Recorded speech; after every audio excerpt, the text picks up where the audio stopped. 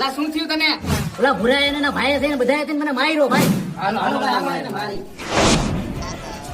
આપણે એને એમ નહીં મારી. તો કઈ રીતે મારશું એને?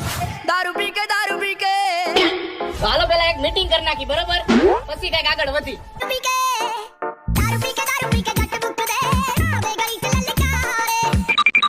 હથિયાર લઈ લ્યો, આપડા મારી નાખવાનું થાય. હાલો